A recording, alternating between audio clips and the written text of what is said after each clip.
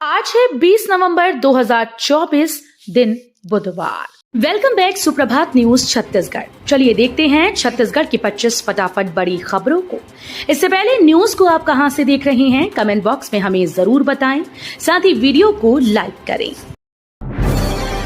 PM Awas Yojana 2.0 अपने घर का देख रहे हैं सपना तो जरूर होगा पूरा। प्रधानमंत्री आवास योजना शहरी के दूसरे चरण में उन हितग्राहियों को भी शामिल किया जाएगा जो पहले चरण में आवास से वंचित रह गए थे।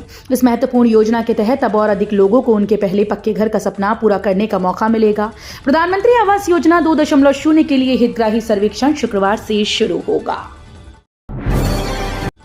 छत्तीसगढ़ में नौकरियों की भरमार, हजारों लोगों के लिए नौकरी का एक से बढ़कर एक मौका। छत्तीसगढ़ में बीजेपी की सरकार के 1 साल पूरे होने वाले हैं। बीते 1 साल में साई सरकार ने छत्तीसगढ़ के युवाओं को नौकरी देने के लिए सभी विभागों में खाली पदों की जानकारी जुटाई।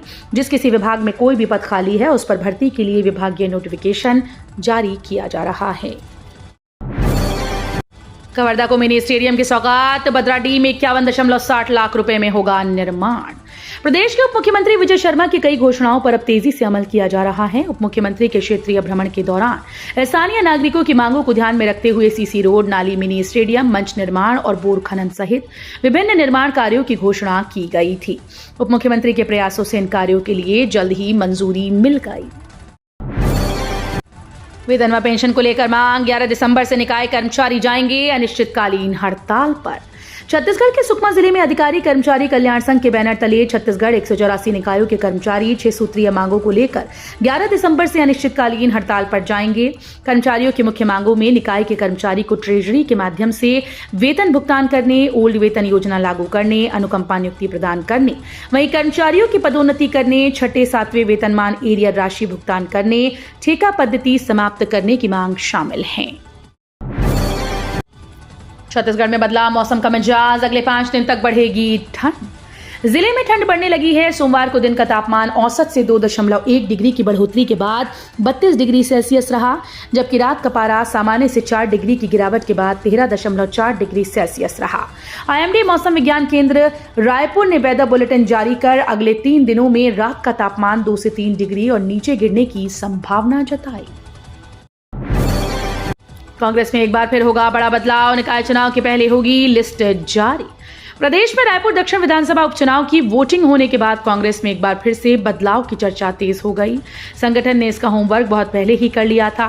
सूची भी लगभग तैयार है, लेकिन उपचुनाव को देखते हुए इसे टाल दिया गया। इसके बाद संभावना जताई जा रही थी कि नगरीय निकाय चुनाव के बाद संगठन में बदलाव होगा। संगठन के सूत्रों ने इसे खारिज कर दिया है। डिजिटल सरकारी स्कूल, स्मार्ट क्लासरूम में smart TV, touch screen, black board में हो रही पढ़ाई। नक्सल प्रभावित जिला मोहला, मानपुर, अंबागढ़ चौकी में शिक्षा के क्षेत्र में कई नवाचार होने लगे हैं। कभी ये क्षेत्र पिछड़ा व अभावों से ग्रस्त था, तो वहीं जिला बनने के बाद शिक्षा के क्षेत्र में नई क्रांति आई। अब तो यहाँ डिजिटल तरीके से पढ़ाई कराई जा रही है। जिले के 18 सरकारी हाई व हायर सेकेंडरी स्कूल ऐसे हैं जहाँ स्मार्ट क्लास खोली गई। बुरमदेव अभ्यारण्य में जंगल सफारी फिर से शुरू करने की मांग। कवर्धा जिला वन संपदा से भरपूर है। यहाँ पर्यटन को लेकर अपार संभावनाएं हैं। जंगल का रास्ता आम लोगों के लिए नहीं खुल पाया। खासकर पर्यटन को लेकर बुरमदेव अभ्यारण्य में एक बार फिर से जंगल सफारी शुरू करने की मांग हो रही है। वन अमले इसकी तैयारी भी कर रहा है, जिसका लोगों के बीच अच्छा प्रतिसाद मिलेगा। छत्तीसगढ़ सीएम विष्णुदेव साय पहुंचे। सीआरपीएफ कैंप, बस्तरिया बटालियन के जवानों के साथ बिताई रात। छत्तीसगढ़ के सीएम विष्णुदेव साय बस्तर विकास प्राधिकरण की बैठक खत्म करने के बाद सेड़वा में सीआरपीएफ 241 बस्तरिया बटालियन के हेडक्वार्टर पहुंचे, जहां पर उन्होंने जवानों के साथ समय बिताया। इस दौरान सीएम ने जवानों को खाना परोसा और साथ में भोजन भी किया। वहीं इस दौरान सीआरपीएफ की तरफ से सीएम को स्मृति चिन्ह भेंट किया गया। दरअसल सोमवार को सीएम साय चित्रकूट में बस्तर विकास प्राधिकरण की बैठक में शामिल होने पहुंचे थे। बस्तर में बनेगा टूरिज्म कॉरिडोर, पर्यटन पर फोकस कर रही छत्तीसगढ़ की विष्णुदेव साय सरकार। छत्तीसगढ़ के मुख्यमंत्री विष्णुदेव साय प्रदेश को हर एक सेक्टर में आगे बढ़ाने के लिए लगातार काम कर रहे हैं। इसी के तहत बीते दिन चित्रकूट में बस्तर क्षेत्र आदिवासी विकास प्राधिकरण की पहली बैठक आयोजित की गई। इस बैठक में सीएम विष्णुदेव साय ने बस्तर में पर्यटन को बड़े पैमाने पर बढ़ावा देने की बात कही। अग्निवीर की तैयारी कर रहे अभ्यर्थियों को निःशुल्क ट्रेनिंग की सुविधा। जिले के युवाओं को रोजगार से जोड़ने और उनकी शारीरिक दक्षता बढ़ाने के लिए जिला प्रशासन ने एक व्यापक प्रशिक्षण अभियान शुरू किया। कलेक्टर आकाश शिकारा के निर्देशन में पुलिस भर्ती, अग्निवीर भर्ती और अन्य परीक्षाओं के लिए युवाओं को निःशुल्क शारीरिक प्रशिक्षण प्रदान किया जा रहा है।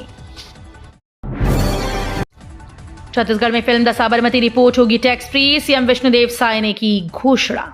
छत्तीसगढ़ से बड़ी खबर निकलकर सामने आई है। यहां सरकार ने फिल्म साबरमती रिपोर्ट को टैक्स फ्री करने का फैसला किया।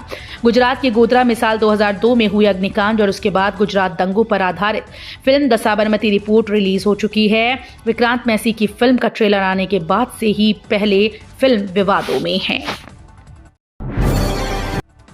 छत्तीसगढ़ में बदहाल ट्रैफिक व्यवस्था से बढ़ रहे हादसे, हाईकोर्ट बोला प्रदेश का दौरा कर कोर्ट कमिश्नर करें पड़ताल। छत्तीसगढ़ हाईकोर्ट के चीफ जस्टिस रमेश सिन्हा की डिवीजन बेंच ने बदहाल ट्रैफिक व्यवस्था को लेकर जांच के लिए कोर्ट कमिश्नर नियुक्त किया। साथ ही उन्हें प्रदेश के ट्रैफिक सिस्टम की जांच कर रिपोर्ट पेश सौंपने के निर्देश दिए। इसके लिए डिवीजन बेंच ने कोर्ट कमिश्नर को 28 दिन का समय दिया। मामले की अगली सुनवाई 17 दिसंबर को होगी। रायगढ़ में 225 बोरी अवैध धान पकड़ाया। छत्तीसगढ़ के रायगढ़ जिले में फ्लाइंग स्क्वाड टीम ने 2 कोचियों के ठिकाने पर छापा मारा। इस दौरान भारी मात्रा में अवैध रूप से भंडारित धान मिला। फ्लाइंग स्क्वाड टीम ने 225 बोरी अवैध धान जब्त किया। दरअसल फ्लाइंग स्क्वाड टीम को सोमवार को सूचना मिली थी कि खरसिया के ग्राम देहजारी और डोमनारा में 2 कोचियों के गोदामों में अवैध धान का भंडारण किया गया है। अगले 4 दिन तक नहीं होगी पावर सप्लाई। भिलाई इस्पात संयंत्र के नगर सेवाएं विभाग के टाउन इलेक्ट्रिकल इंजीनियरिंग विभाग वार्षिक रखरखाव योजना 2024-25 के तहत टाउनशिप में विद्युतीय मेंटेनेंस व अनुरक्षण कार्य संपादित किए जा रहे हैं। ब्रेकडाउन को कम करने और सिस्टम की दक्षता बढ़ाने के लिए विद्युत सिस्टम के यथोचित रखरखाव पर विशेष जोर दिया जा रहा है। छत्तीसगढ़ की मस्जिदों में तकरीर से पहले परमिशन पर घमासान। छत्तीसगढ़ वक्फ बोर्ड के एक फैसले से राज्य की सियासत गर्मा गई। दरअसल छत्तीसगढ़ वक्फ बोर्ड के अध्यक्ष डॉक्टर सलीम राज ने मौखिक निर्देश जारी किए कि राज्य की मस्जिदों में जुमे की नमाज के बाद होने वाली तकरीर यानी बातचीत के विषय के लिए वक्फ बोर्ड से इजाजत लेनी होगी। बोर्ड अध्यक्ष ने कहा कि जो भी मुतवल्ली इसका पालन नहीं करेगा उसके खिलाफ कानूनी कार्रवाई की जाएगी। बिलासपुर से रायगढ़ तक 4 लेन सड़क निर्माण को मिली मंजूरी। नेशनल हाईवे 49 बिलासपुर से रायगढ़ तक 4 लेन सड़क बनाने की मंजूरी मिल गई। केंद्रीय सड़क परिवहन और राजमार्ग मंत्री नितिन गडकरी ने इस प्रोजेक्ट को मंजूरी दी। वर्तमान में ये सड़क 2 लेन है जिसे अब 4 लेन में बदला जाएगा।